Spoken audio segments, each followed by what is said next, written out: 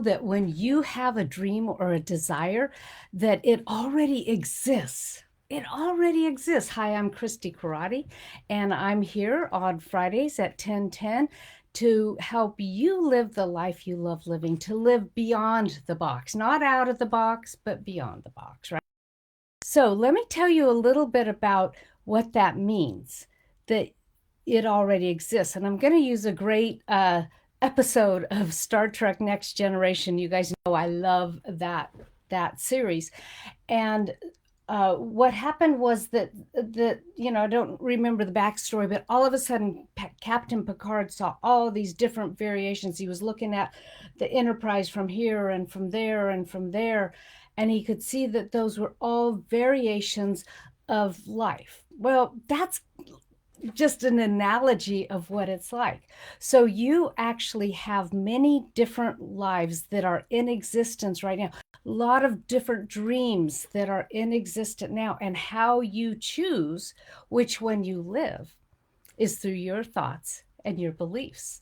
Today, we're going to talk about a tool called Feelings, Facts, and Fiction. This comes from my book. I got to get it in the camera. Feelings, Facts, not fiction, Feelings, Facts, Truth, right? This comes from my book, Beyond the Box, the book, and we are in chapter 6, the fourth week of chapter 6. All these numbers, I'm not a big numbers person, right? So, anyway, so your desire, your dream is already in existence. Now, so are all the ones with your doubt that causes a version of your life. All of them that are from lack of self-worth, they come from another version. So it's your choice of which one you activate. Now, this is a metaphor, but the universal laws, the truth, the big T truth, always says yes. Okay, that's just one of the ways that it works. It always says yes. So today I want to help you understand the difference between truth versus facts. And I'm going to go through two tools. One will be the feelings, facts, and truth.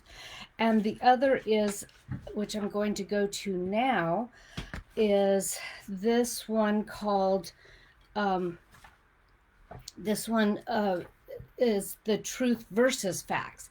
Now, most of us look at like things in life, like the bank account, when we look at our checking account online, when we look at our health, when all of those things we think are the truth, but really what they are is facts. And let me explain that a little bit to you. I'm going to hold the book up and try to explain this to you. Okay, so as you can see, the vertical axis is, let me get this straight, let the camera focus. There we go.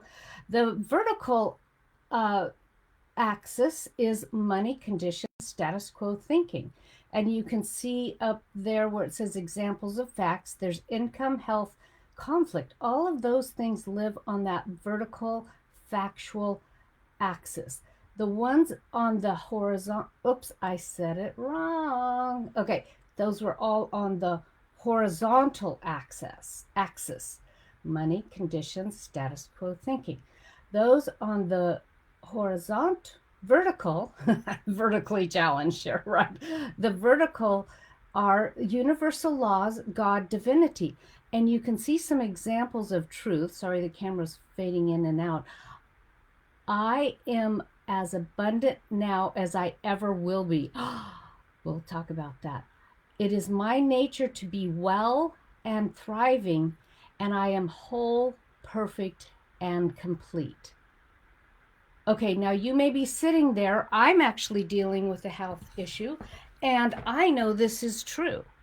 And so I'm looking at where in my thinking, I know there's controversy about this, but I know because I've had miracle experiences of this happening, that my thoughts have created my experience. Here's an example that I think most of us can understand. So let's take, a young football player. He wants to play football, and he goes out and he hesitates a moment on the field, and boom, he gets taken down. Now, how is that an action of his experience, right?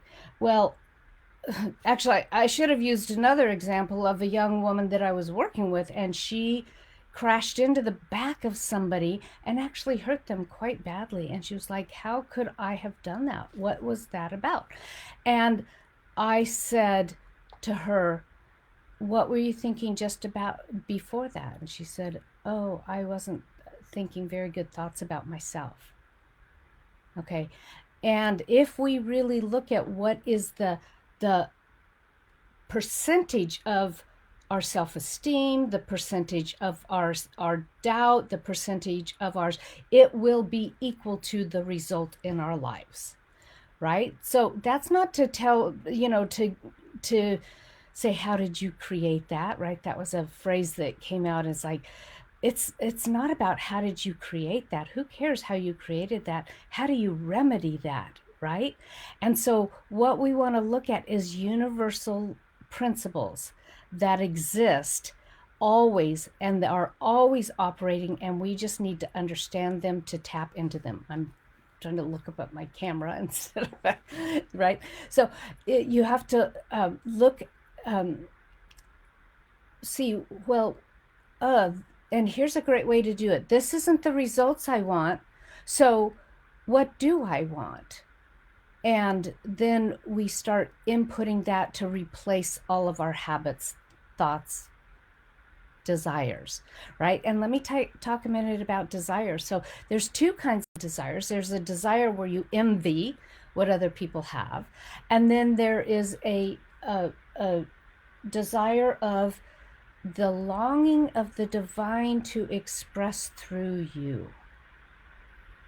And that is a desire you want to follow and let it pull you into the truth of who you are and who you came to be. So let me show you a little how to use this little process here. And I'm going to use an experience from, I'm sorry, it's like, which way is straight?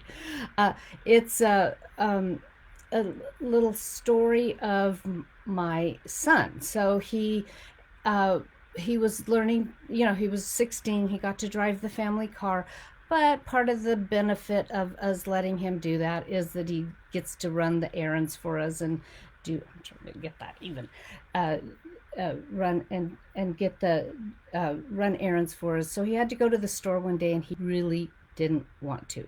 So his feeling was,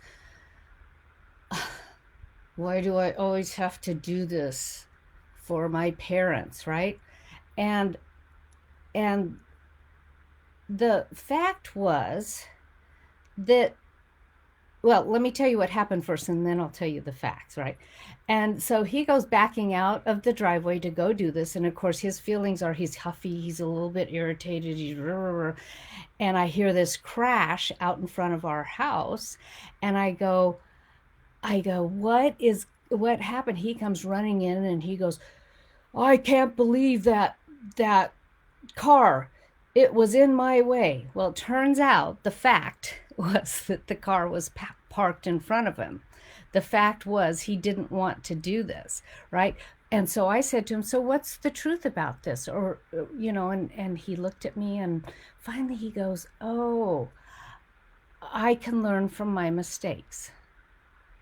Okay, now I have another list here to help you understand how to use this, and I'm going to work on putting this into the chat. Keep looking back because I've got to have somebody else do that for me. Where's my little...